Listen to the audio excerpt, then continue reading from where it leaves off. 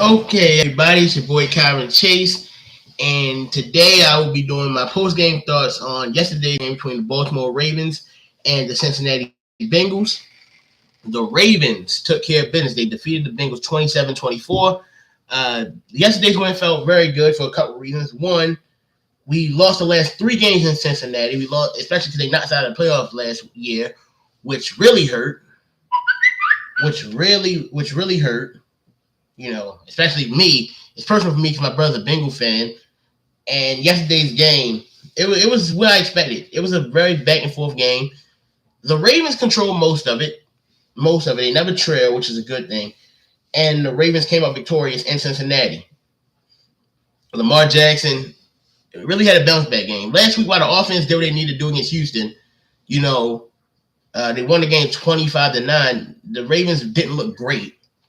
Especially offensive. Lamar Jackson fumbled twice, lost one, threw a bad interception. Didn't even throw a touchdown. But yesterday, Lamar Jackson had a really, really big bounce back against a team he definitely had needed to.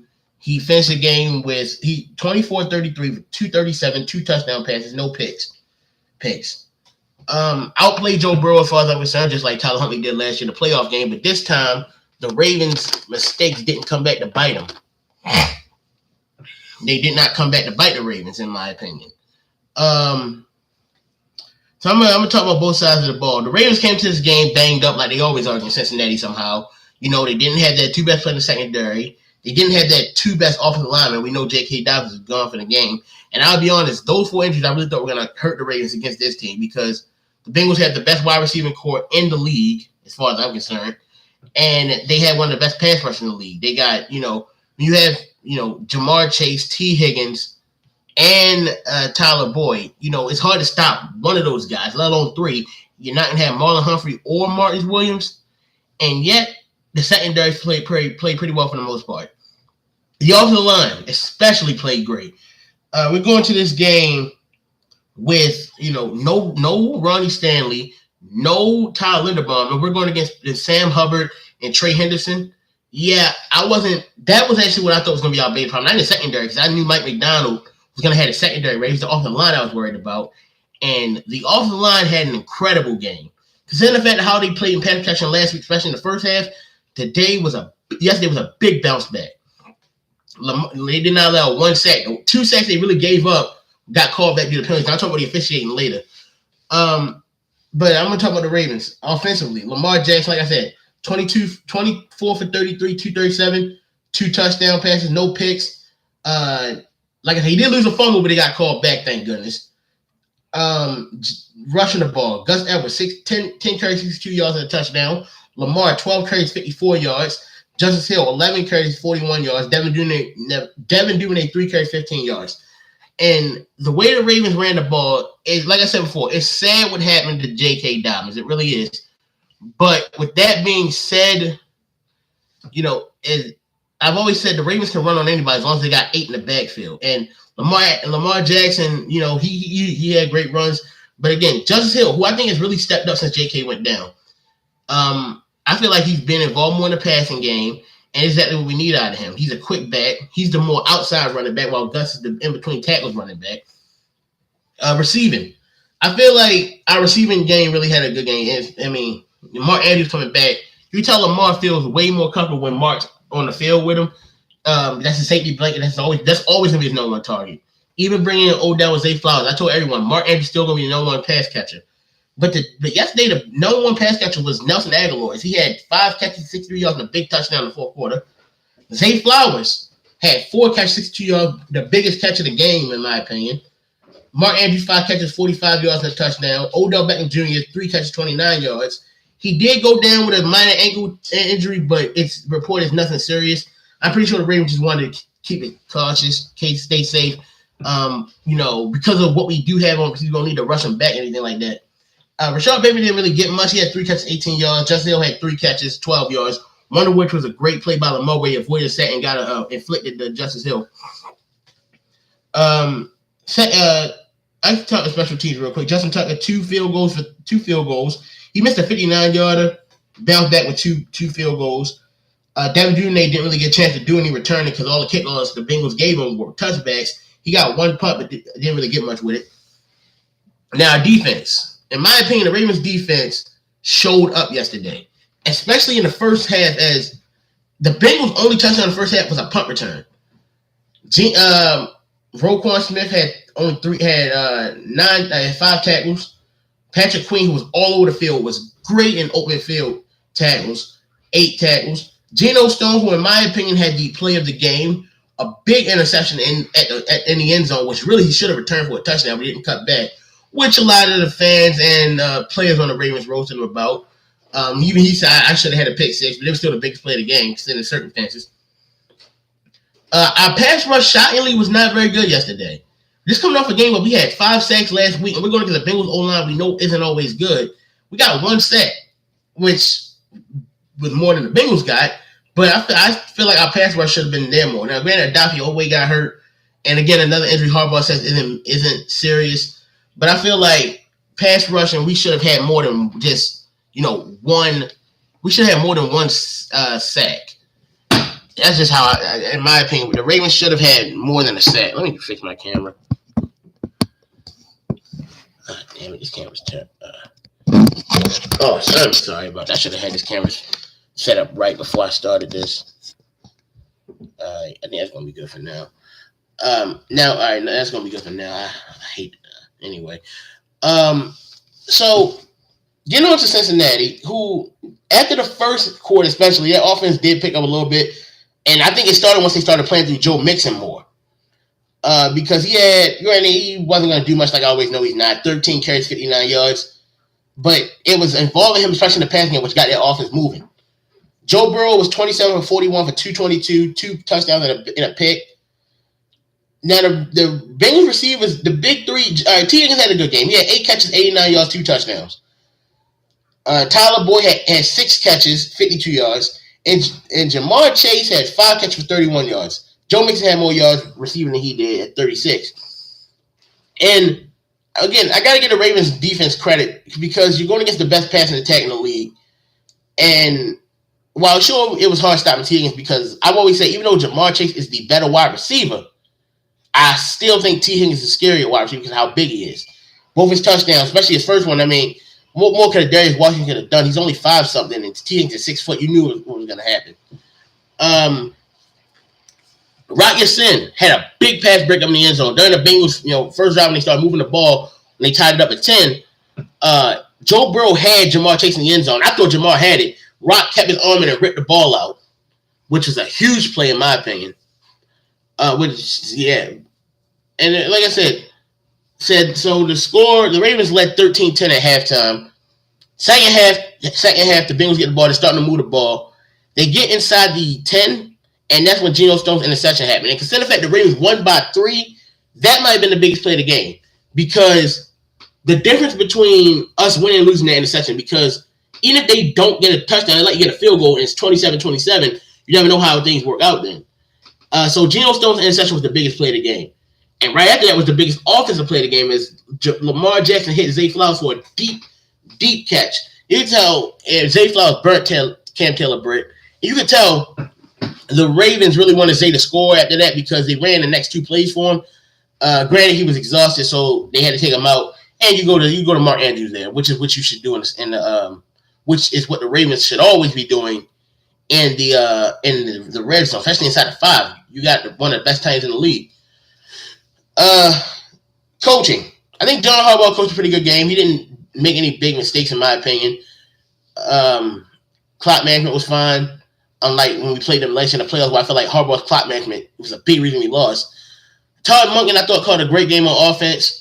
The Ravens were moving the ball. That first offensive drive, the Ravens had a great tempo, moving the ball, got in the red zone and scored. And that was the key. The Ravens got in the red zone 4 times and came away with 3 touchdowns. Big problem with us last year was the fact that we would get into the red zone, we wouldn't score a touchdown. We kept settling for field goals. So I think some of the biggest plays, another one of the biggest plays, the first play, the fourth quarter, but the Ravens up 3. At that point, they were up 20-17. It was 2nd and 23 off of another holding call, which I'm going to get to the penalties. And it was 2nd and 23.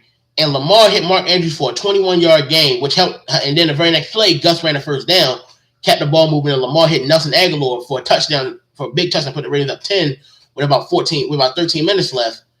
And I remember once that happened, all I'm thinking about was what happened like last year, like when we played the Dolphins week 2, giving up the big plays. I've always said going to Cincinnati, stay with 2 safeties up high. If Joe Burrow goes underneath, fine. We cannot let Chase, Higgins, or Boyd go deep because when you're up 10 with a lot of time left, you don't want to give anything big. I was fine. Like the Bengals moved the ball for a good 8 minutes. They did get a touchdown, but I was fine with that because the clock kept running. There were only 2 times, and I think Mike McDonald, he called a great game as well. This is, in my opinion, every time we played the Bengals with Mike McDonald, he's had that number. The only problem I had with Mike McDonald was on that Bengals drive when we were starting to do more cover 0 and ran over 46 type defense. And I'm yelling at Mike, keep everyone back. We cannot blitz because the last thing we needed, especially in that situation, up 10 with only 10 minutes left, is to give Burrow a deep touchdown because I didn't know about defense. We were going to move the ball enough. Now, when they did score with only 3 minutes left, it was how Burrow was limping. And I remember when they scored, I said, Lamar, you had to finish this game. Do not put the defense back on the field. Don't put Burrow back. I don't care if he was limping. I'd rather 8 finish the game than put the defense back out there. And like I said, Mike McDonald, in 3 of, I didn't even say 4, but really the Ravens have had the Bengals number. Last year, the Ravens held the Bengals to 17 points the first game. If I'm not mistaken, it was 20 points the second game, even though, that game didn't matter. In the playoff game, they held them to 17 points. That the difference maker was that one fumble last year in the playoffs. And ironically, the difference in this game was the one turnover that we got. Like I said, now, offensive line, outside of some holding penalties, the offensive line had a great game. Press protection on Lamar was perfect. We did not give up any sacks. Gus was able to run. Lamar was able to run. Justice was able to run. My brother even said, and I got to get the Bengals are a great defense, especially in the run, have a great run defense. And my brother even pointed this out. How is it we can stop everyone but the Ravens? The Bengals can't stop us running the ball. They couldn't last year. They damn sure couldn't yesterday. And now and like I said, outside of penalties, and there were a lot of backbreaking penalties for us, I thought that the O-line had a good game, just like the secondary. Sure, they gave up some touchdowns, which is, good. But I'd rather the Bengals move the ball methodically than constantly throw the ball down the field and put up more points. And so let's get to the referees, because this is a thing a lot of fans on both sides had gripes with. I didn't think yesterday was a good officiated game on either side. I'm going to keep calling it like I see it. There were some ticky-tack calls that helped us and that hurt us. Let's start off with this. The play, I think right before the Bengals had that punt return, we was up 7-0. Lamar got strip sacked, and the Bengals recovered the fumble. And I remember watching that like, come on, Lamar, it's the second straight week. You got to have better pocket awareness. But it got called back due to a hands to the face. Was it hands to the face? It was close. His hand was in his face mask, like on his face mask. I personally wouldn't have called it. I wouldn't have called that, honestly. I didn't think that was that good of a call. I thought it was kind of ticky-tacky.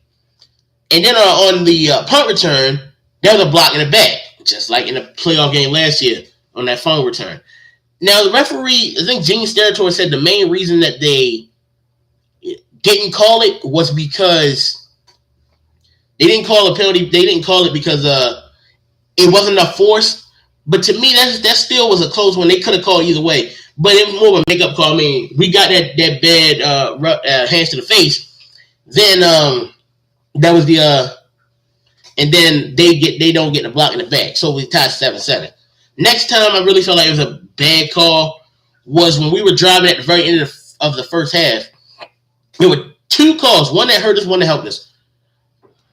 I think it was Cam Taylor-Britt, but don't quote me on that, who was hand-fighting with Odell Beckham Jr. And Odell Beckham Jr. did flop. They called an illegal contact. Now, on original, I'm thinking, yeah, that's illegal contact. He was touching him. But again, Odell flopped and he was kind of initiating contact. It's a veteran move. That wasn't a call I would have called, honestly. And Zach Taylor, as much as I can't stand the Bengals, he had a legitimate gripe. Now, here's what messed us up. We were driving the ball. They called a holding on Pat McCurry. Took us back. Lamar, the very next play, runs the ball all the way down to the 6-yard line. Mind you, we have a timeout to use. Runs it down the field. And they call a holding on our backup center. I don't remember his name. That was not holding.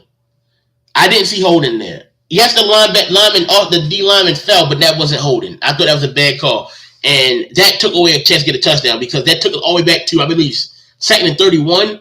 Incomplete pass. Lamar runs. We get a field goal with Tucker, and again, that was a difference maker because we won the game by 3. But it's those little things we got to be better at. We had too many penalties last week against Houston, and while we didn't have as many, we did have some dumb ones. Like I said, the 2 holding penalties at the end of the first half took away, which would have been 7, I believe. I think because we had a timeout, we could have gotten the ball in the end zone. I thought that cost us. That was dumb. And Justin Madubuike. I really like Justin Madubuike. I really do. I think he's good at stuffing the run. He's a good pass rusher. You got to stop with the bonehead penalties, man. Last week, you got called for 2 face mask penalties. I think 1 face mask, 1 roughing the passer. And then yesterday, you got another roughing the passer, which allowed Burrow to get a touchdown. You got to stop. You got to control yourself, bro. Because I really like Justin Madubuike. I think he's one of our best D linemen, but it's the boneheaded penalties 2 weeks in a row. That's an issue that I think needs to be corrected. Like I said, the Ravens didn't have as many penalty yards this week as they were last week. I think they had more penalties, but I think the Bengals may have more penalty yards. It was close. Both teams, I think neither team really got penalized a lot. It was the few calls that they did call that, some were ticky-tacky. Yeah, the Ravens had 6 penalties, the Bengals had 5. But overall, I think this game, while the score says the Ravens won by 3, the game felt like the Ravens won by more. Like, the game didn't feel as close because the Ravens controlled the entire game. They ran more plays. They had more passing yards, obviously more rushing yards, more first downs. They dominate time position, more total yards. It felt just, and I said this, it felt just like when the Ravens and Bengals played each other in the wild card last year. The Ravens did everything right except one thing. The difference is they did everything right and got the one thing.